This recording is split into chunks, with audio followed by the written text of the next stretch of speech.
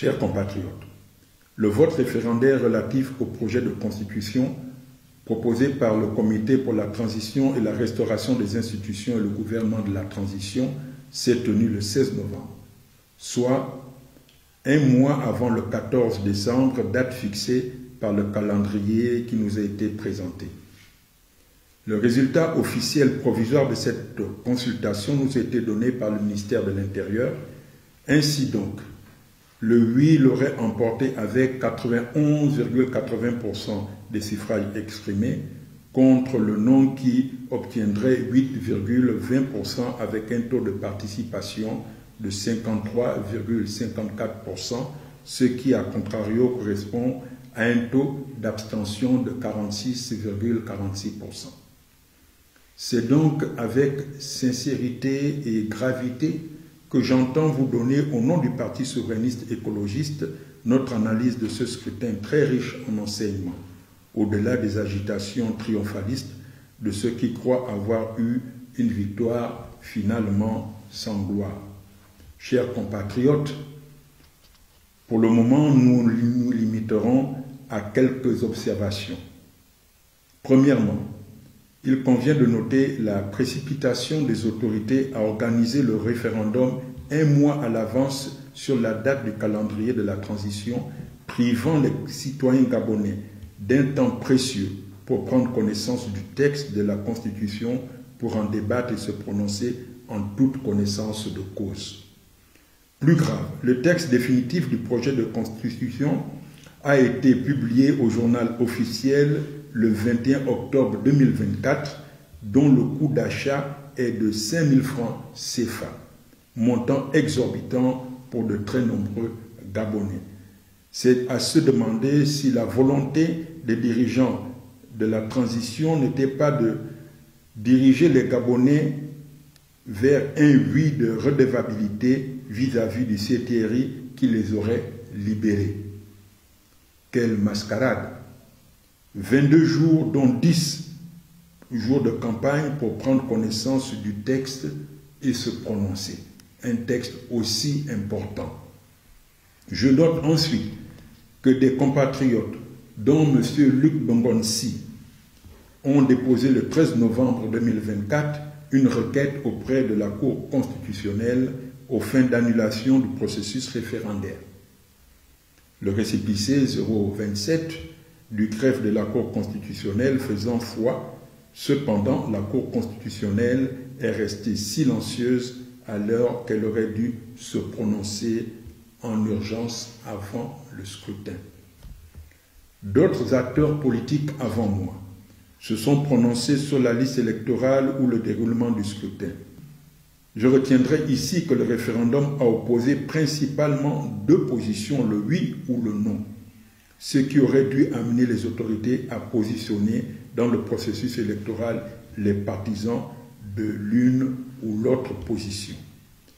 Il convient de relever également que le ministre de l'Intérieur, le désormais grand maître de l'organisation des élections, s'est trouvé les mains totalement libres, avec poursuite la validation de nombreux résultats fantaisistes du type 300 inscrits, 300 votants, 308, qui peut donner du crédit à ces invraisemblables qui résultent des dépouillements de l'entre-soi et le pour-soi du pouvoir.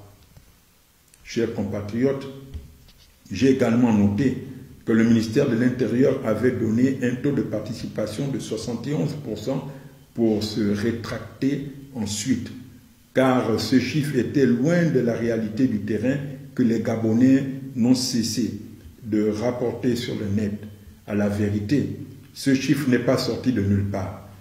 Il correspondait au véritable chiffre de l'abstention que le pouvoir a voulu transformer par un tour de passe-passe en participation. Tenons-nous-en cependant aux chiffres officiels, pour en déduire que le projet de constitution qui aurait dû rassembler le maximum de Gabonais sur ce qui conditionne notre vivre ensemble n'a pas fait l'unanimité. Il n'a pas entraîné l'adhésion massive à laquelle un tel exercice aurait dû nous conduire.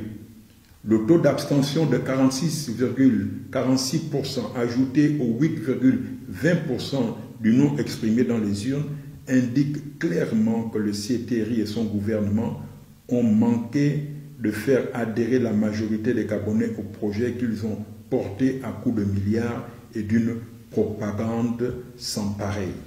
Je répète, la lecture sincère et responsable des résultats de l'élection référendaire est que l'addition de l'abstention et du non l'emporte sur le oui, indépendamment du fait que les oui aient obtenu 91% des votants.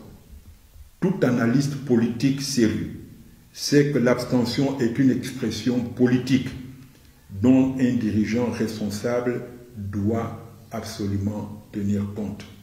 Le président Brice Clotaire Oligui Nguema, qui a particulièrement porté ce projet, saura-t-il en tirer les conséquences, toutes les conséquences?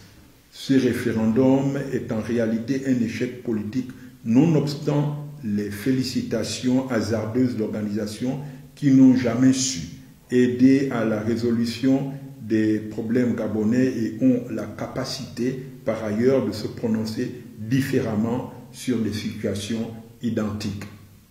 Pour notre part, nous voulons nous adresser à ces nombreux Gabonais qui n'ont pas cru au processus électoral et n'ont pas voulu se déplacer. Nous voulons aussi nous adresser aux partisans du non sans pour autant exclure ceux qui ont dit oui. Il s'agit de rassembler les Gabonais. L'unité de notre nation est au-dessus de tout, au-delà des regroupements ethniques qui malheureusement se dessinent chaque jour devant nous et blessent notre vivre ensemble. Notre avenir est pourtant commun. Nous devons nous rassembler autour de vrais projets, de vraies idées, autour du partage de valeurs et principes républicains. Aujourd'hui, plus qu'hier, je m'adresse à ces nombreux Gabonais qui sont à la recherche de vérité dans la politique, de transparence dans la gestion de notre économie, du bien-être de chacun et de tous en rapport avec les énormes richesses dont regorge notre pays. Ne vous mettez pas en dehors de la politique, chers compatriotes. Venez y peser du poids de vos exigences et de vos idées. Le Gabon a besoin de tous ses fils. Ne laissez pas le champ libre aux apprentis sorciers qui n'ont de cesse de vous décourager. La parole nous enseigne, tu gagneras ton pain à la sueur de ton front. C'est donc au bout de multiples efforts, de longs efforts et de constance que nous parviendrons unis à barrer la route à la restauration du PDG qui a tant fait de mal aux Gabonais et qui a découragé plus d'un. Croyez-moi, chers compatriotes, les résultats du référendum du 16 novembre laissent des perspectives intéressantes pour les partisans du changement. J'entends du changement véritable. Ce d'autant plus que le pouvoir ne pourra plus cacher dans les mois qui viennent le fiasco économique qu'il a engendré derrière quelques réalisations positives qu'il a réalisées. L'avenir nous appartient. Nous sommes tous responsables de ce que deviendra le Gabon. Le Gabon a besoin de tous ses fils et ce sont les Gabonais qui changeront le Gabon. Je vous remercie. À bientôt.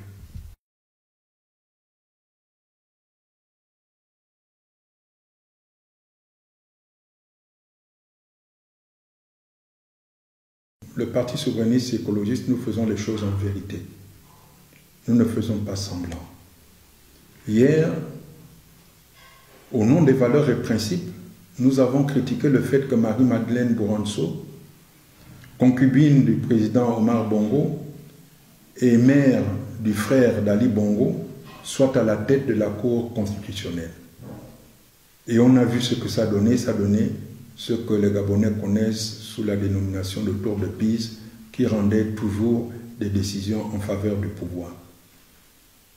Alors qu'on devrait être à l'heure du changement, nous avons aujourd'hui à la tête de la Cour constitutionnelle le cousin germain, issu de Germain, du président de la transition.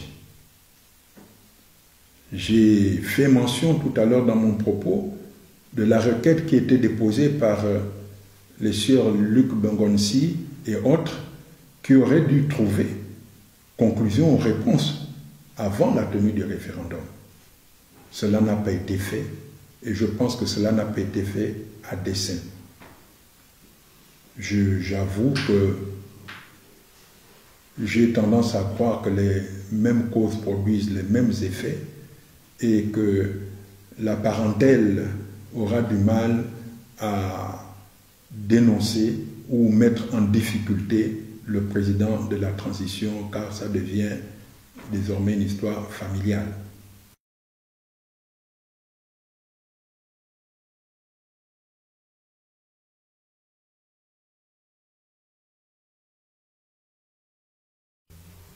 Ceci me laisse vraiment perplexe. Je m'interroge sur les rédacteurs de cette constitution. Vous savez, quand on a le leadership c'est être devant, montrer la voie. Mais que fait-on? On montre la voie sur la base d'une expérience.